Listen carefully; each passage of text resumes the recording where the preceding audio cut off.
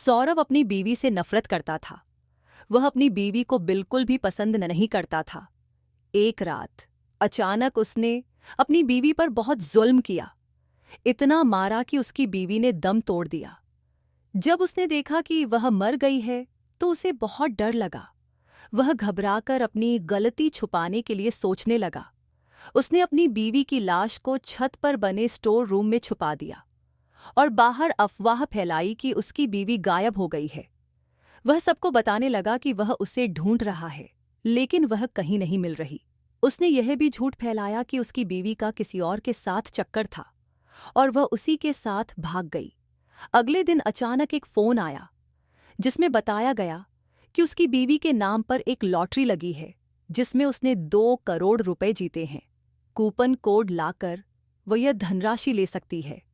ये सुनकर सौरव का दिल बैठ गया, क्योंकि वह अपनी बीवी को पहले ही मार चुका था। अब उसे अपने के पर पछतावा होने लगा। उसने अपनी सास को फोन किया और लॉटरी के बारे में पूछा।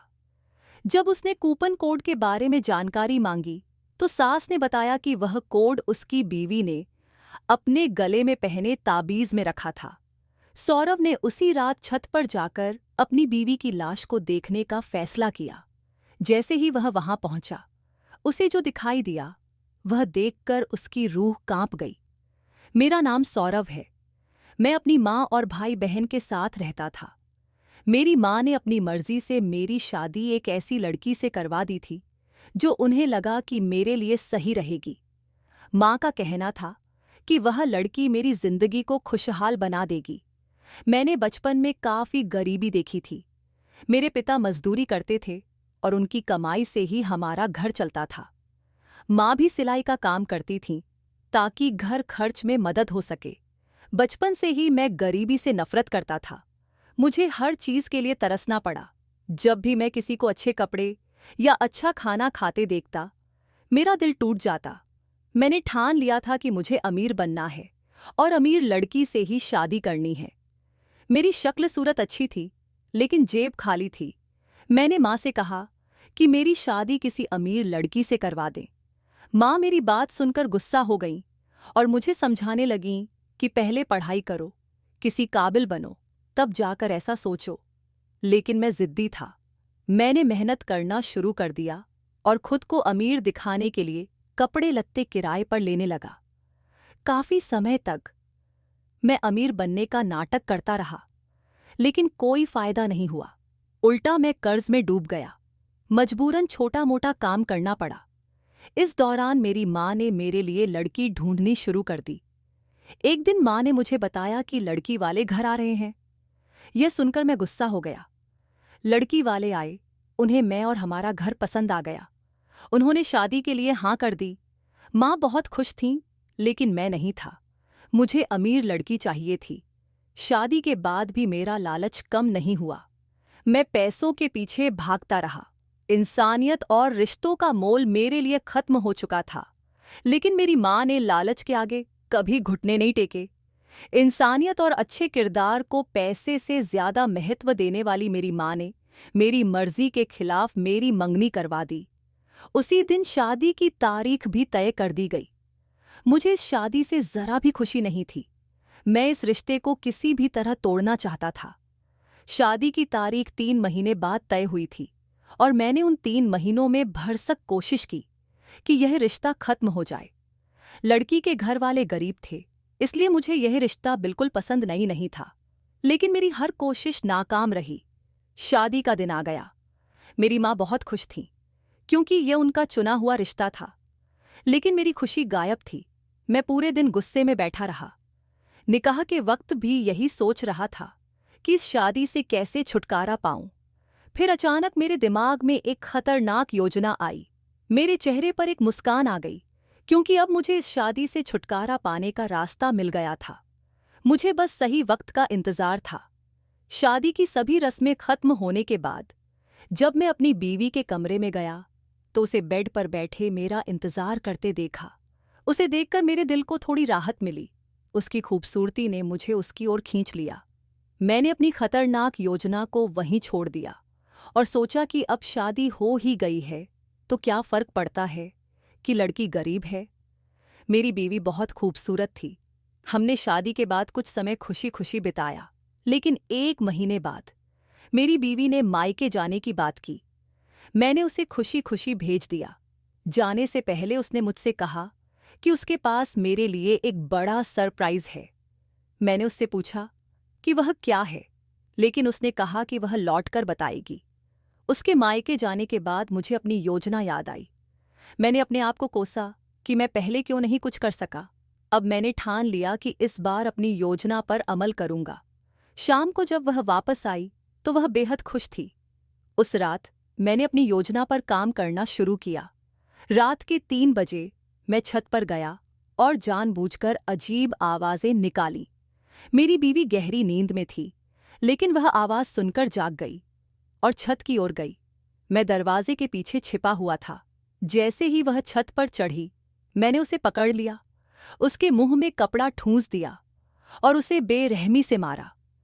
मैंने उसे इतना मारा कि उसकी जान चली गई। मैंने उसकी लाश को छत के स्टोर रूम में छिपा दिया, जहां कोई नहीं आता जाता था। अपने काम को अंजाम देकर मैं नीचे आया और सोने की कोशिश करने लगा। सुबह उठते ही मैंने शोर मचाया कि मेरी बीवी गायब हो गई है।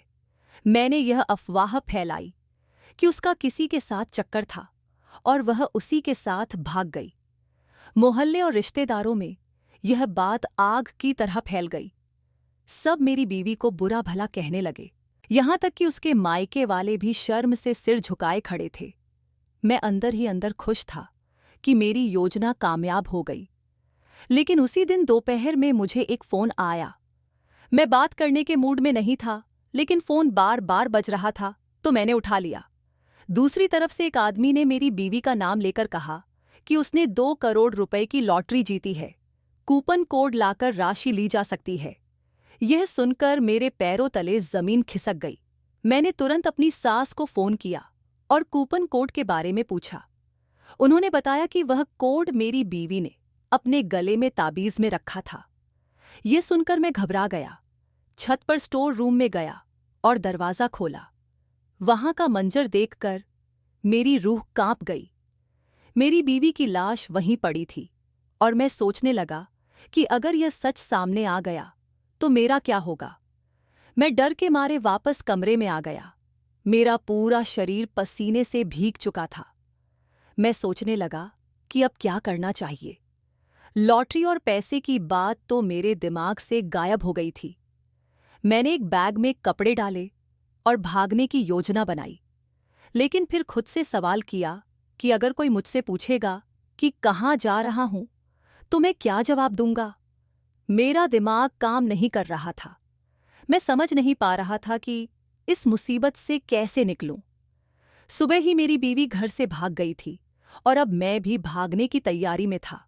लेकिन यह सोचकर कि कुछ ही घंटों के भीतर दोनों गायब हो जाएंगे, मुझे एहसास हुआ कि पूरा शक मुझ पर ही जाएगा। मैं दुविधा में था, भागूं या रुका रहूं। मेरा दिल जोर जोर से धड़क रहा था। उस वक्त मुझे पहली बार अपने लालच पर अफसोस हुआ।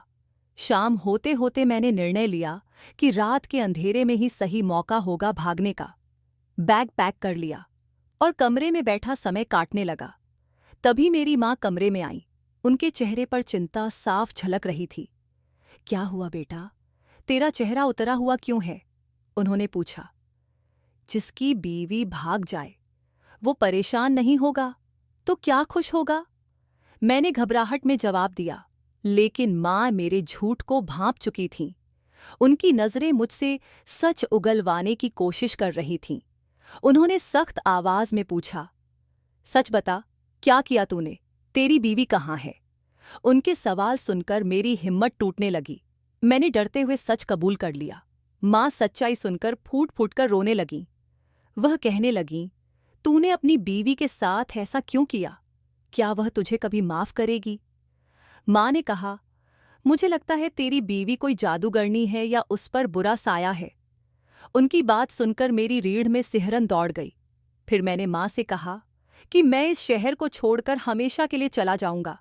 माँ ने मुझे रोकने की कोशिश की, लेकिन मैंने उनकी बात नहीं मानी और बैग उठाकर घर से निकलने ही वाला था। तभी मेरे फोन पर ससुराल से कॉल आया। दूसरी तरफ से मेरे ससुर ने कहा, हम तुम्हारी बीवी को लेकर आ रहे हैं। यह सुनकर मेरे होश उड़ गए। मैंने भागने की कोशिश की, लेकिन तभी दरवाजे पर जोर जोर से दस्तक हुई। घर वालों से दरवाज़ा न खोलने के लिए कहने के बावजूद लोग दरवाज़ा तोड़कर अंदर आ गए। दरवाजे पर पुलिस के साथ मेरे ससुराल वाले खड़े थे।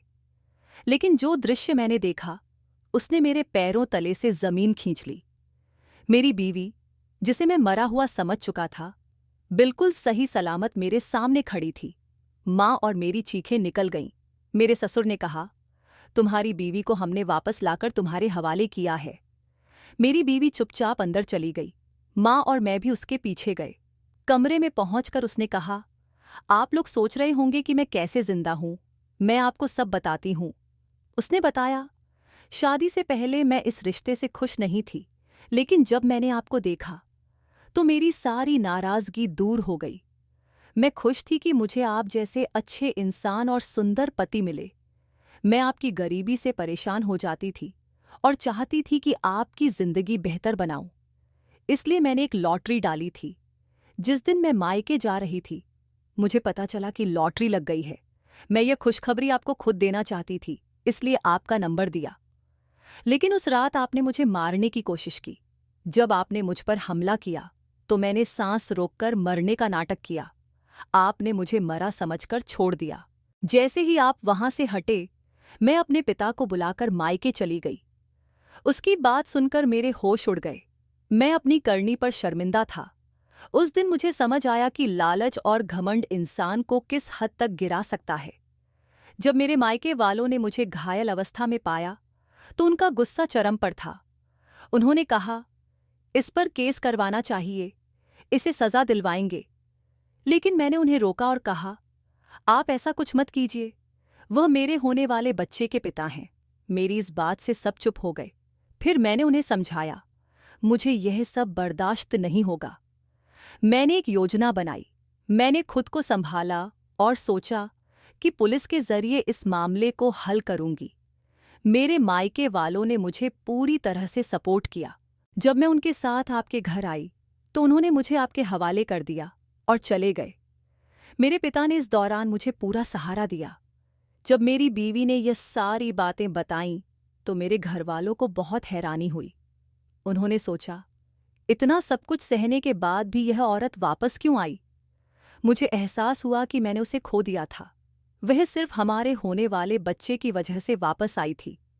यह मेरे लिए किसी चमत्कार से कम नहीं था कि मैंने उसे इतना मारा पीटा, फिर भी बच्चा सही सलामत था। यह सब सोचकर मैं उसकी तरफ बढ़ा और उसके पैरों में गिर गया। मैंने सच्चे दिल से माफ़ी मांगी। मैंने खुदा से भी माफ़ी मांगी। फिर मैंने अपनी बीवी से कहा, मुझे लॉटरी के पैसे नहीं चाहिए। हम यह पैसा गरीबों में बांट देंगे। मैं मेहनत करूंगा और हलाल की रोटी कमाऊंगा।